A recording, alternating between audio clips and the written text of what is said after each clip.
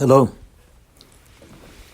This is the second time of broadcasting today, and it is by virtue of the fact of what was being talked about earlier today. And I had mentioned a few articles, at least the names of a few articles, and I wanted to make sure that I came back and filled in the blanks in regard to those articles. And give you some idea of what is being talked about. One of the articles is entitled Pragmatic Prospection, How and Why People Think About the Future. And in that particular item, Pragmatic Prospection, says that people think about the future more than about the past. The future can be scripted. The script of the past is in stone. The script of the future is written in a dream of desire, defined by a sense of divine intentionality or a destiny as an imaginal act, and I say on the fourth dimensional level. And so it is as a result of reading this article that I came up with that definition in regard to what is this aspect of pragmatic prospection.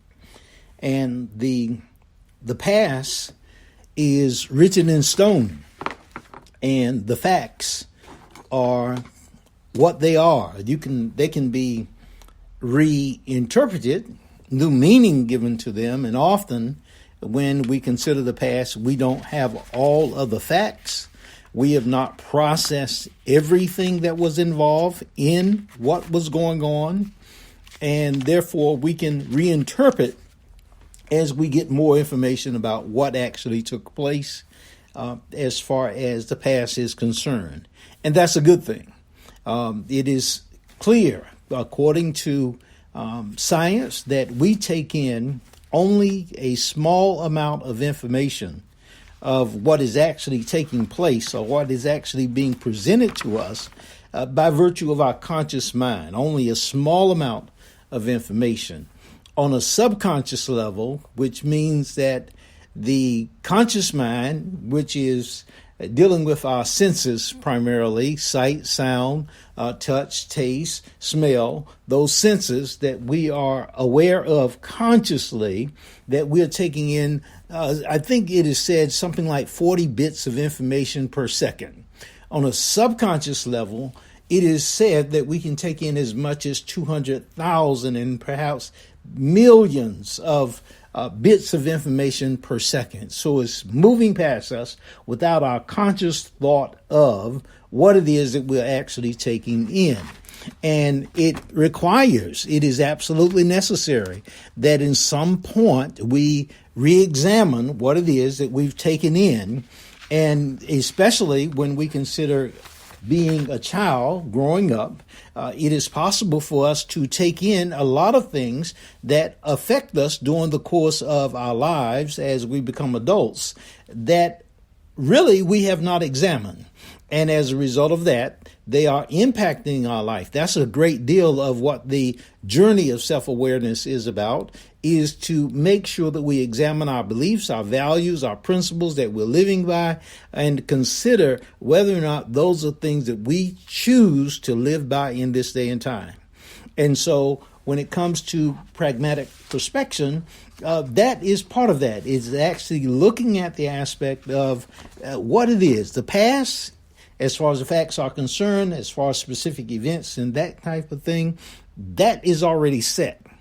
It's written in stone. However, the reinterpretation of the facts, I say to individuals, the idea a few years ago, I've been living for a few years, the interpretation of the Bible was that the earth had been in existence for 6,000 years, and that there would be a 7,000 years, seventh millennium, and that would be a millennium of peace and all of this type of thing. And that was based on a calculation that was done by Bishop Ussher. You can look that up. It's something that's in the history books. You can look that up. But when carbon dating came, then there became this aspect of science. And how do we date the earth? How long has it been in existence? Whether or not dinosaurs were real. And how did what is called the flood, or this mass flood that took place, how did all of that fit in regard to this story? And that added a new dimension to this whole discussion, and it became a very vital dimension, a very important dimension to this entire thing.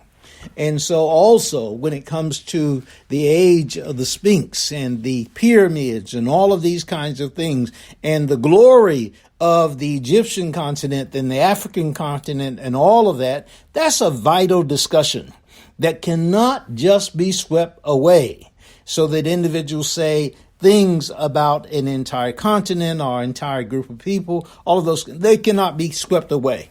The only way that those things can happen is that individuals just simply dismiss what is clear fact based on history. That is clear fact based on history. You can find the monuments and you can find the different the things that say that these things were in place. So that's clear in regard to that. You can dismiss them, but the facts are there. The evidence is there. The history has left a record. And so it becomes vital in regard to that. Now, you can reinterpret those things from history. You can reinterpret those things from history, and that becomes vital. Pragmatic perspection looks at it, and that's why it can be considered scientific, is that it is a way of thinking about both the past and also a way of thinking about the future. And when you look at the future, there is this aspect of thinking about the possibilities of the future. Pragmatic perspection is a theory, and the individuals who are writing the article that I'm reading, this individuals who are writing, again, the article is Pragmatic Perspection, How and Why People Think About the Future. There are three authors. There's a Roy F. Baumeister, if I'm saying that correctly, Baumeister, Kathleen D. Vohs, Vohs is the last name, University of Minnesota, and Gabriel Oettingen, Oettingen,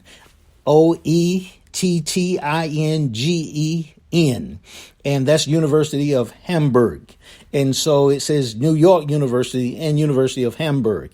And so those are the authors of this particular item.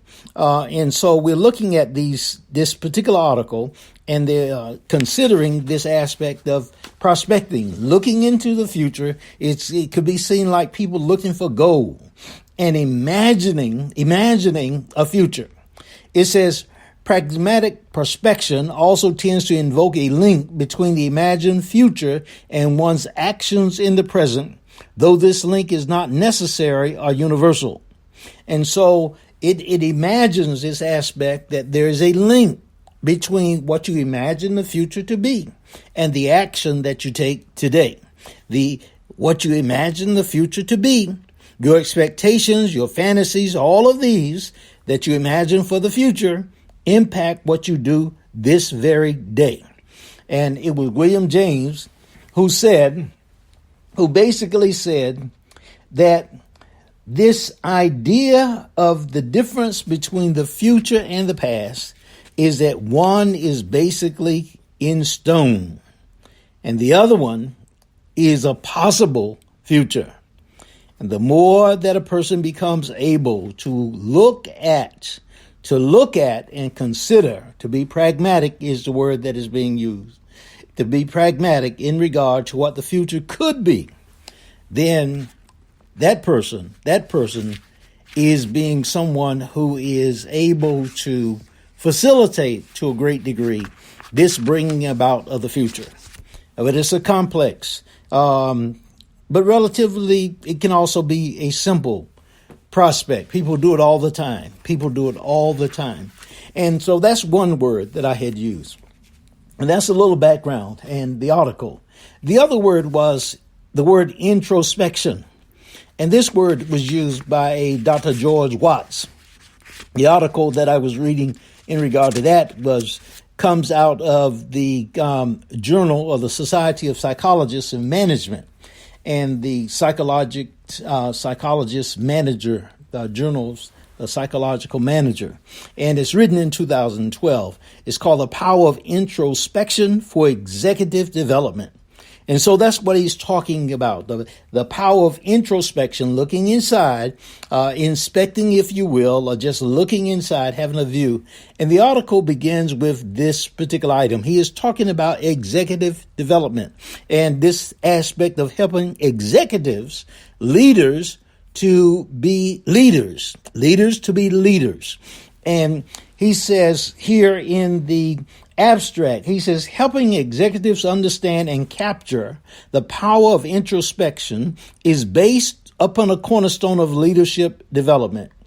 And he says, objective, accurate self-awareness leads to emotional maturity. Maturity is an essential characteristic of C-suite executives. Let me read that again. Helping executives understand and capture the power of introspection is based upon a cornerstone of leadership development. Objective, accurate self-awareness leads to emotional maturity. The words of the past were that you don't send a child, a baby, a boy, to do a man's job.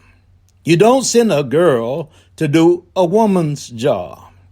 You don't send someone who is immature to do the job that is for a person who is mature. You don't do that. People who are in C-suite, whether you call them the CEO, the chief operating officer, or whether you call them chief financial officer, there's a level of maturity, not just in regard to them being able to do the work, the work when it comes to just simply managing machines or numbers or even people. That's not just what they are there for. It is the aspect of being emotionally mature.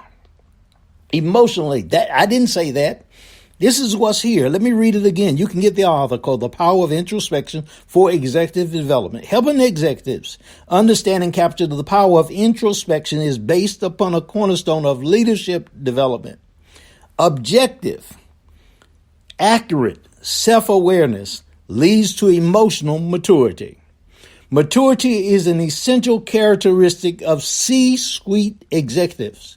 With introspection, the majority of effort is done solely by the executive, him or herself, with guided instruction from the psychologist/coach. So the psychologist/coach, I've gone to school for this aspect of being an executive coach. The aspect also of taking what is called the John Maxwell group coaching training in regard to that as well. And as I said, I have done nearly 40 years of serving as a minister. The aspect of maturity when it comes to one's emotions, vital in all of those things. Vital, absolutely vital. It is even more so vital in this day and time. In the time of social media, it's just vital to be someone who is aware when you're speaking from an emotional standpoint. It's vital that take place, that you have that understanding. And so this is what is being talked about. And not to say that we get it right every time. That's one of the reasons that Robert Spirit has just said to me, teach this, you need to learn it. That may be the very reason that is involved with this. And so this particular article goes through this idea of what it means to be introspective. What is it? Goes through this process and talks about this entire process of being introspective, which is vital. And so we're mentioning this and says introspection occurs on two levels. The first is awareness of inner dialogue. So there's a conversation that's going on in a person's mind, even as you're listening to this or whatever it is that you're listening to. There's a conversation that goes on beyond the conversation that's going on. And a person needs to be aware while they're listening or while they are hearing, that they are not really listening. Have you ever been involved in a conversation when the individual really is not listening to you? Or have you been the person who has not been listening to an individual? You don't know their feelings. You don't know their pain. You don't know where they're coming from. You take their words, as they say, at face value. And as a result of that, you don't really know the value of the conversation to the other person. But even more so, it's possible that because of that conversation, depending on where it's coming from, someone could be saying something that is of great benefit to you, and you don't hear or understand the gift that is being given to you. You don't receive the gift that is being given to you because of the inner dialogue that's going on. And so he says the second level of this introspection is making judgments about the contents of our thoughts. And this whole aspect of making judgment is that judgment in an improvement sense. So we recognize that we are having an internal dialogue, and we may be either giving it negative or positive value. The thing is to recognize the conversation, to learn from the conversation what is coming up in regard to what is being said. What is coming up? What can I learn from what is happening? What is going on? This is a journey. And it's an intelligent, cognitive process that one is going through. It's an intelligent, cognitive process that one is going through. So you begin to understand your feelings, your emotions that are around an idea or around a principle, so that you can be clear about what your opinion is concerning this idea, this principle. Where did you come up with this opinion? Where did you come up with this thought? And so we've done pragmatic perspection and then introspection in regard to this. And we've talked about this self-awareness and is being vital to C-suite. Now, everybody's a C-suite executive, or should be, to his or her own life. Everybody is a C-suite. Remember, we talked at one point, if you've listened to these items, about the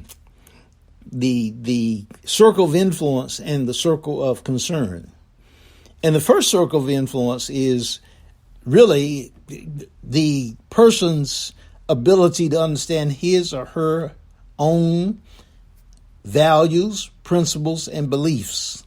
That those things. What are your motives from the inside? What is your sense of purpose? What gives meaning and value to your life? What are those things? Identifying those things.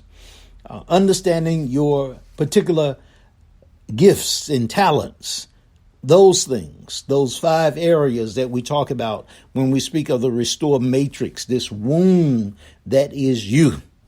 And having the understanding of that, that's what we coach people around and coach people concerning.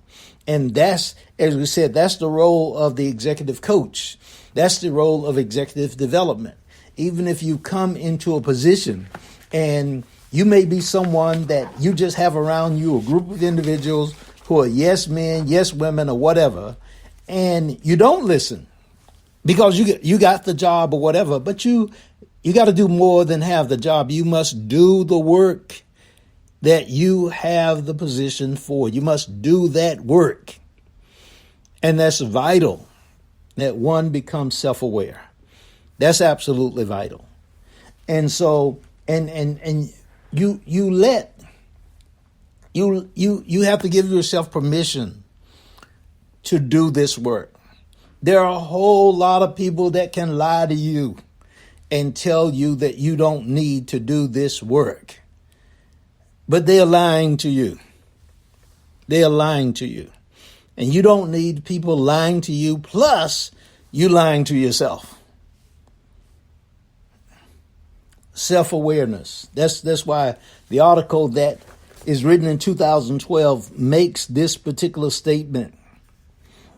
It makes this particular statement. There's an article, a statement here that says mature judgment is most called for when a decision is 51 to 49. If the executive is aware of his, her unconscious biases, unconscious biases, it can positively tilt the scales in favor of making the right call. But how can you do that if you have unconscious biases? Well, that's what this is about, to become self-aware and to know when you have these biases, when you're tilting the scale already. You've already, before anything has happened, you've already decided how you're going to decide. That's dangerous. On every level. On every level. And then there's another word. We normally would use the word just imagination, but there's a word that has been coined of late. It's called liminal space. And there's an article, and I say an article because of the aspect that I've had some very interesting experiences. I remember there was a period of time when the movies initially came out, and I was watching a few of them, movies that I enjoyed, The Matrix, the Star Wars series, and then I saw the movie The Lord of the Rings series. And I started watching them, and I must have already seen, as a result of watching Joseph Campbell, I must have seen it already. And it finally dawned on me that there was a pattern that was unfolding in these movies. I could see it and I can understand it, and I began to say to others that there was a pattern, there were lessons that were being taught. It was challenging to explain that to others. Today I would say I had no papers. I had paper for everything. I gave out so much paper to people because I was seeking to move them ahead. It's very interesting to me. I believe I'm one of those people who believes that God speaks to people. Well, William James, the father of psychology in the West, actually did a book called The Variety of Religions. He was a psychologist, and he wrote that book. Carl Jung is considered, people try to figure out whether or not he's a mystic or a psychiatrist. Well, actually, he was both. He said he was an empiricist, not an empiricist, an empirical counter of things. He taught the aspect of counting. So he didn't get so caught up that he lost his ability to count or be a scientist. And that's what I like to be as well. I want to be someone that no matter what, I'm conscious enough, aware enough to count. Because I believe that God is scientific. There's a way that the universe works. The stars seem to keep their places. The planets seem to be in their places. And it all works, if you will, like one of these Swiss watches that used to have gears and all of those kinds. There seems to be a way that the universe works that makes it work. I believe God knows what he's doing. And so when it comes to this stuff of liminal space, they've started talking about this, and we would talk about imagination, but now they talk about liminal, and that's spelled Limine, I believe, liminal, Liminal, liminal is the way it's spelled. And they speak of it as a conceptual space and then also as an ontological space. Conceptual is a concept, is an idea, is a metaphor. And then ontological is a space of being. It's a space of being. It's a space of being. So you can go back and actually speak of from the standpoint of this aspect of imagination, a dimension, whatever way you want to call it in regard to that. But it is a way and a place where you can actually move into, in which you indeed imagine your future. You imagine your future. And the things that we're talking about, these things, when we speak of the hero's journey, when we speak of self-awareness, when we speak of transformative learning theory, all of these are tools that one can use in order to facilitate his or her journey. It is a journey of self-awareness, which is vital for whatever you want to do. When you consider that, in my estimation, there is a divinity that is within you. There's a power that is within you. There's an energy that is within you. And that you get to choose as an individual the use of that divinity, the use of that power. Or, I'm not the first to say that, the famous speech by Nelson Mandela, after he had gone through everything that he had gone through, but he speaks of the light that is within all of us. And the biblical statement says the same thing. Every major religion says the same thing. There's something that God has placed within us. And this, I believe to be true. And so each one of us gets to live our lives according to what we believe to be true. And if we believe that this power, this ability to choose and make decisions and go forth, we believe this power and that we have purpose and that we can give meaning to our experience, or as the thing, biblical statement says, as a man thinketh, as a woman thinketh, so is he, so is she. And that for our thinking, our very thinking, brings about the end result of our life. As we think, not as things happen to us on the outside, but whatever is taking place on us on the inside. This is what will make our lives. It's not what has happened to us, but what is happening in us that will bring about the changes that we desire in our lives. We are the one who is authoring ourselves. We are authoring ourselves. And this is vital.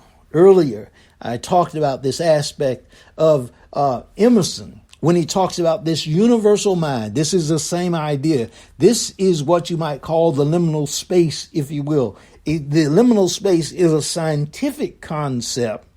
Emerson is a poet or an essayist who is writing, and he is saying it in his way. But in my estimation, they are both saying the same thing.